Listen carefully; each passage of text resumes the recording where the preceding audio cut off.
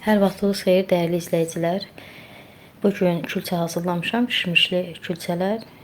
Buna süd çörəyi də deyirlər. Hazırlama qaydasına keçək. Deməli, bir qabda 1 kiloqram unu eləmişəm. Üzərinə biraz duz əlavə eləyirəm. Daha sonra 1 stəkandan 1 barmaq aşağı şəkər tozu istifadə elədim. Yəni şirinliyin biraz çox istəyirsinizsə 1 stəkan dolu şəkər tozu istifadə edə bilərsiniz. 1 xörək qaşığı maya, biraz sarı kök, 2 ədəd yumurta elə ağlı sarlı istifadə elədim. 1 stəkan da kişmişi yumuşam əvvəlcədən, biraz qurulamışam dəsmalın arasında və 250 qram yağ. Yağı əridib dağ eləməmişəm. Sadəcə demək olar otaq temperaturunda yağ. 2 dolu qaşıq da üyüdülmüş raziyənə və cirə əlavə elədim.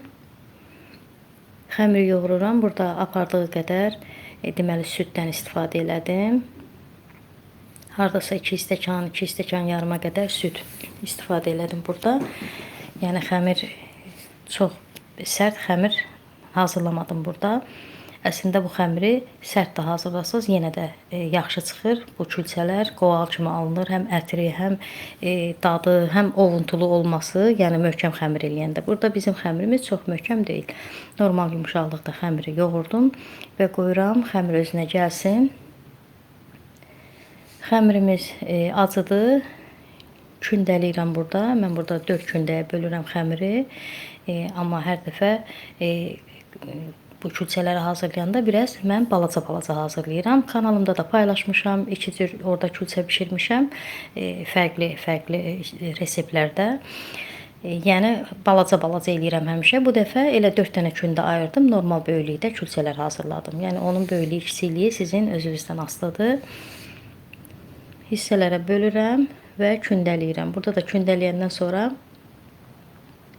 biraz gözləyirəm ki, xəmir kündəyə düşsün. Üzərini stilizlə örtürəm ki, üstü qaysaqlamasın. Daha sonra dəsmalla örtürəm.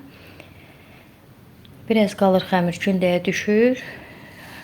Üzəri üçün istifadə edirəm. 1 ədəd ağlı sarlı elə yumurtadan istifadə elədim və biraz da duru yağ külçələrin üzərinə çəkmək üçün.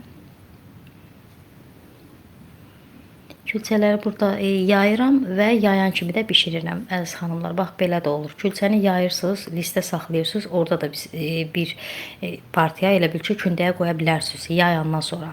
Onda külçənin fərqli hazır olur da, onda külçə yayandan sonra kündəyə bir də qoyursunuz, listə kündəyə qalır, şişir. O bişəndə biraz bulku forması kimi belə puç-puç olur. Fərqli olur. Eyni xəmir olsa da kündəyə qalmağına görə fərqli hazırlana bilir. Amma mən elə yayan kimi yayandan sonra təzədən kündəyə qoymuram. Elə listə yığıram və üzərinə istədiyiniz formada bəzək vura bilərsiniz. Nə bilim, gül forması, çəngəllə, bıçaqla, nə ilə istəsəz üzərinə sizin zövqünüzdən asılıdır. Bəzək vura bilərsiniz.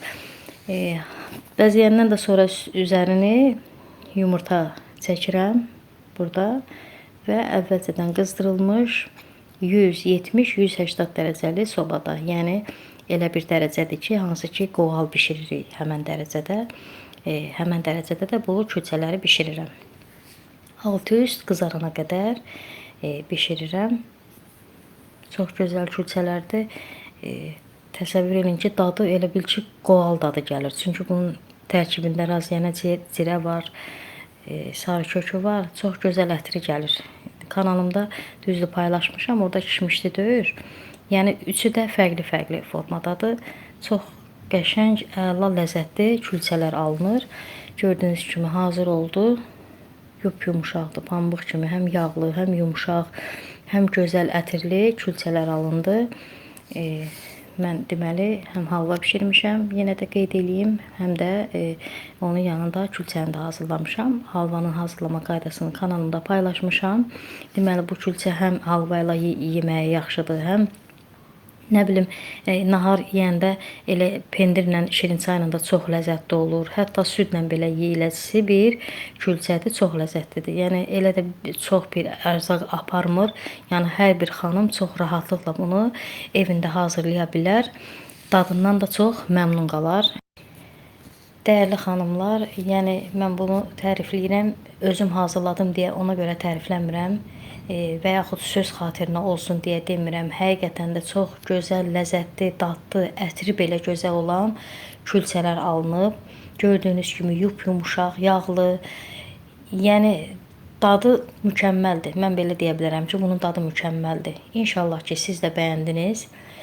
Əgər bəyəndinizsə, zəhmətə dəyər verərək bəyənmə düyməsinə toxunmağı unutmayın. Abunə deyilsinizsə, dəstək olaraq abunə olun. İnşallah kanalımda yeni videolarla, gözəl videolarla görüşənədək. Dəyərli xanımlar, izləyicilər, göz haqqınızı halal edin. Sağ olun, sağlıqla qalın.